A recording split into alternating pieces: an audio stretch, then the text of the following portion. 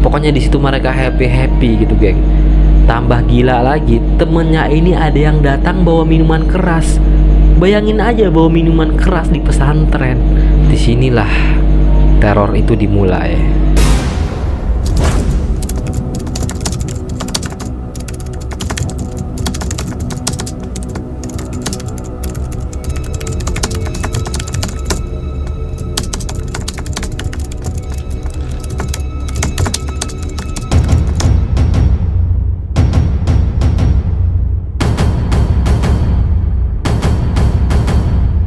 Halo brother and sister ke semuanya, kembali lagi ya geng di channel gua Rahmat RNT. Kaget boleh, jantungan jangan. Nah, seperti biasa kali ini kita akan bercerita kisah horor lagi nih. Nah, tapi ya gua mohon maaf banget ya kalau seandainya di video kali ini audionya kurang enak didengar, soalnya di luar lagi hujan. Nah, jadi cerita horor kali ini menceritakan seseorang anak yang bernama Tio, yang mana cerita horor itu dialami si Tio ketika berada di pesantren. Walaupun sebenarnya dia pesantrennya cuma 7 hari. Ya bisa dibilang pesantren kilat lah. Tapi dari 7 hari tersebut merubah karakter si Tio dari yang awalnya nakal menjadi orang yang baik gitu, geng. Kira-kira kejadian apa sih yang membuat si Tio berubah? Dan kenapa dia bisa tiba-tiba berubah? Daripada penasaran, langsung aja deh ke ceritanya. Zona hitam di mari. Kalau kaget jangan lari.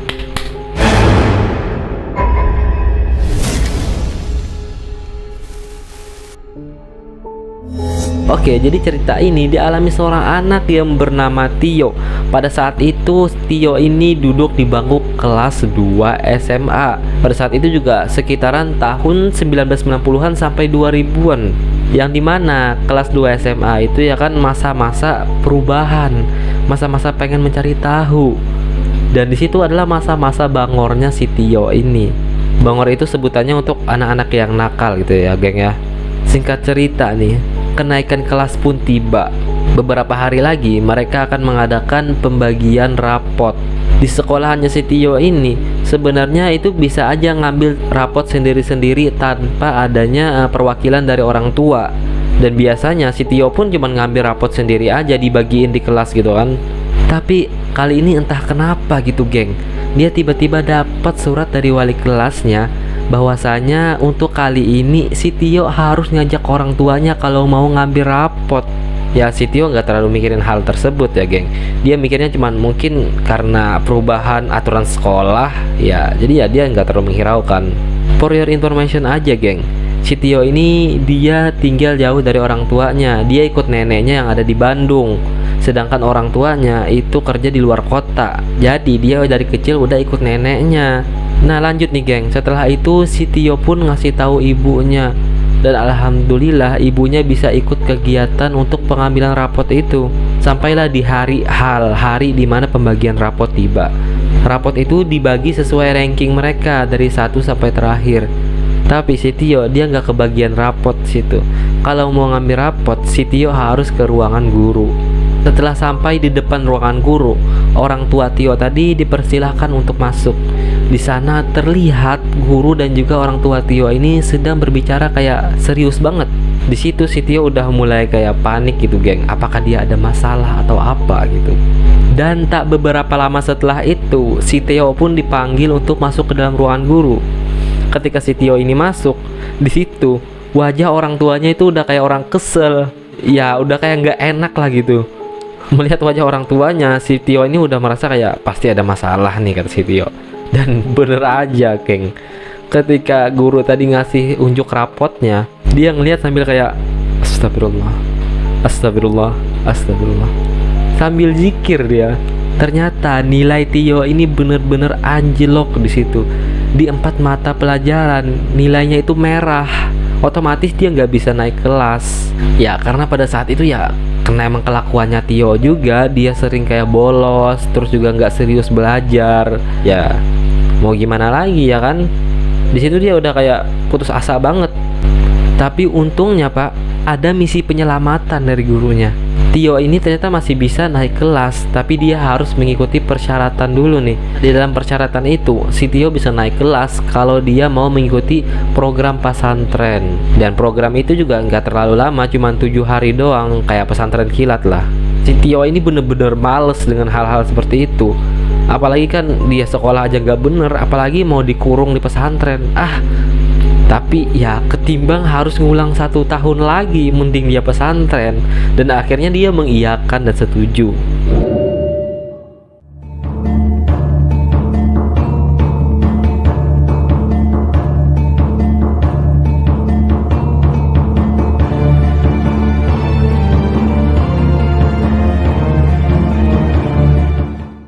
Singkat cerita, sampailah hari di mana orang tuanya mengantarkan Tio ke sebuah pesantren yang sudah ditentukan oleh sekolahan itu.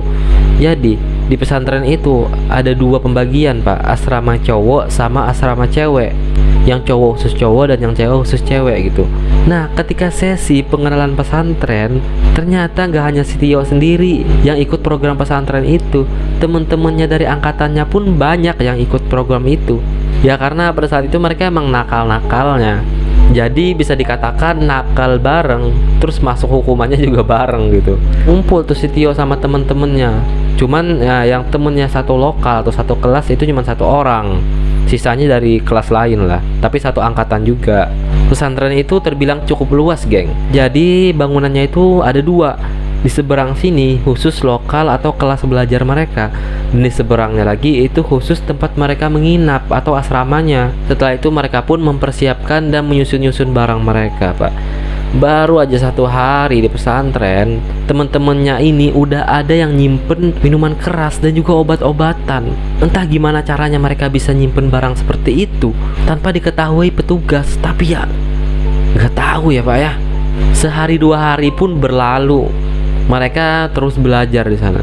Ya mereka kayak belajar untuk disiplin, sholat tepat waktu, belajar akhlak juga, belajar agama gitu.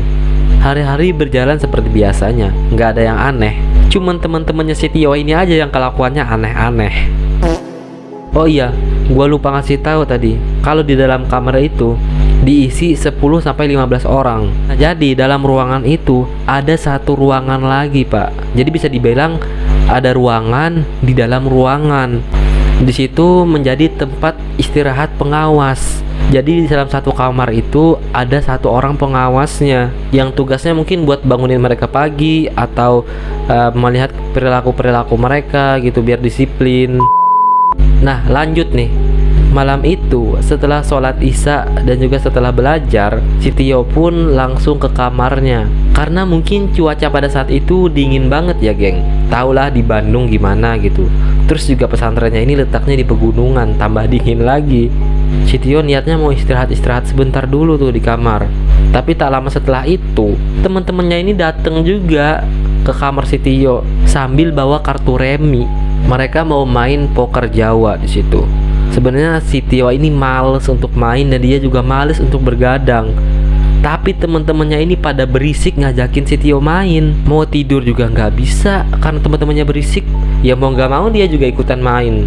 Dan kebetulan pada malam hari itu kamar pengawas pada malam itu kosong. Ya kamar yang udah gua ceritain di awal tadi ya, bahwasanya di dalam kamar mereka itu ada kamar lagi. Nah pengawasnya itu nggak ada malam itu, jadi mereka bisa bebas celetak celetuk mereka main kartu sambil ketawa-ketawa kayak orang gila, Pak. Pokoknya di situ mereka happy gitu, geng. Tambah gila lagi, temennya ini ada yang datang bawa minuman keras. Bayangin aja bawa minuman keras di pesantren. Pokoknya kalian jangan pernah ya ngelakuin kegiatan kayak gitu. Udah dalam pesantren masih aja kayak gitu. Mereka di situ minum-minum, main kartu, dan ya pikiran mereka itu udah setengah mabuk lah. Dan disinilah teror itu dimulai. Jadi ini tadi kan pesantren cowok atau asrama cowok, otomatis guru-guru dan penjaganya itu cowok, nggak ada yang cewek. Tapi salah satu temennya itu mendengar suara senandungan cewek di kamar pengawas yang ada di kamar mereka.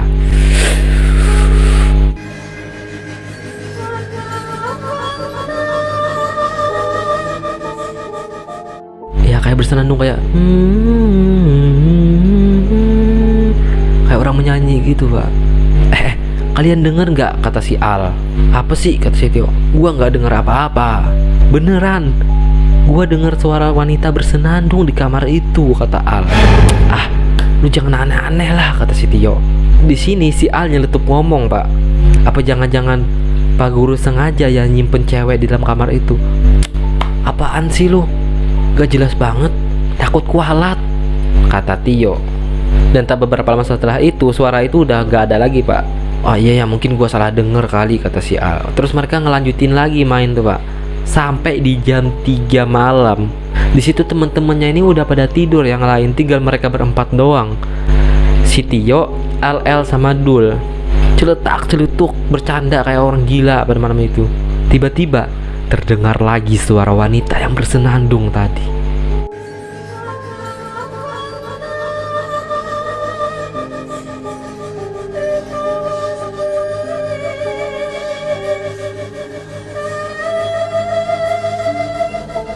Tapi kali ini gak hanya Al yang denger, mereka semua mendengar suara itu. Sontak mereka semua langsung kaget gitu, karena suaranya itu juga lumayan terdengar jelas. Mereka langsung kabur Pak, mereka langsung cabut dan langsung tutupan pakai selimut. Gak ada yang ngomong di situ. Mereka langsung senyap, gak ada suara. Mereka semuanya senyap. Yang terdengar hanyalah suara senandung wanita itu. Ya adalah sekitar 10-15 menit. Di situ si Tio ini walaupun dalam keadaan mabuk, dia tetap baca doa Pak. Kocak juga emang. Sampai akhirnya suara itu hilang. Yuk. Iya apa, kata si Tio. Lu belum tidur kan, kata si Al. Iya gue belum tidur, kata si Tio. Dul, lu tidur gak? Belum, gue belum tidur, kata si Dul. Nah di situ kemudian mereka bangun lagi Pak. Nggak kapok apa? Malahan di situ mereka diskusi Pak. Pengen nyari tahu karena penasaran dengan suara itu. Di situ mereka berinisiatif untuk ngelihat ke ruangan itu. Walaupun mereka cuma berani ngelihat dari arah lubang kunci. Tapi ya nggak mungkin kan mereka langsung sekali 4 nengok ke dalam lubang kunci yang kecil. Jadi akhirnya ya biar gua aja lah, kata si Tio. Lu yakin berani, kata si Al. Ya nggak apa-apa lah, bismillah aja. Kemudian mereka mendekati ruangan itu. Di situ si Tio mulai mengintip lewat lubang kunci.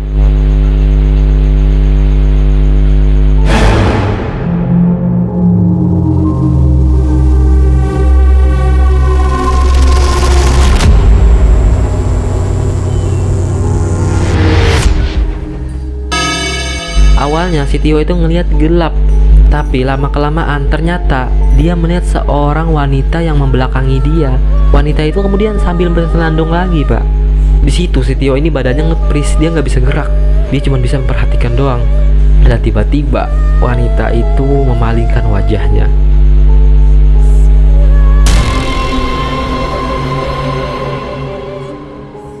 Terlihat dengan jelas wajah sosok wanita. Walaupun wajahnya nggak terlalu mengerikan, hanya dengan senyum tipis, tapi itu membuat bulu kuduk si Tio ini merinding. Yuk, kenapa yuk, kata teman-temannya kan. Gak apa-apa, besok aja deh gua ceritain, kata si Tio. Udah tuh mereka langsung cabut dari tempat itu. Tadi kan udah jam 3 Pak, dan tak terasa azan subuh pun tiba. Mereka nggak tidur di situ. Langsunglah mereka melakukan mandi wajib karena tadi mereka mabuk-mabukan kan. Terus mereka melanjutkan sholat juga. Di keesokan harinya, si Tio ini menceritakan kisahnya malam tadi kepada seorang ustadz. Di situ si ustadz langsung nebak, pasti kalian malam tadi maksiat kan. Ya di situ mereka nggak bisa ngelak lagi dan mereka jujur di situ. Setelah dari kejadian malam itu, si Tio dan teman-temannya ini udah berhenti melakukan maksiat di pesantren itu. Dan syukurnya mereka juga udah nggak ngelakuin hal-hal itu lagi. Dan singkat cerita pula, akhirnya mereka pun bisa menyelesaikan kegiatan pesantren itu dengan bagi. Ya mungkin cerita kali ini nggak terlalu panjang ya, tapi ya gak apa-apa lah, yang penting gue bisa cerita sama kalian gitu. Tapi yang masih jadi pertanyaan Pak, kira-kira cewek itu tuh baik atau enggak sih? Secara kan dia tadi mau negur mereka lah gitu biar berhenti melakukan hal itu. Dan setelah mereka berhenti pun mereka udah nggak ngelihat cewek itu lagi. Yang tahu jawabannya boleh komen di bawah deh. Ya mungkin ceritanya udah sampai di sini dulu. Sedia payung sebelum hujan, dekati Tuhan sudah pasti aman. Neraka sudah menunggu mereka bagi orang-orang yang meminta pertolongan selain kepada Tuhan yang Maha Kuasa. Yang pasti kita nggak akan ketemu lagi, Beb, kalau kalian nggak subscribe. Saya Rahmat yang bikin jantung Anda kacau. Izin pamit, wacau.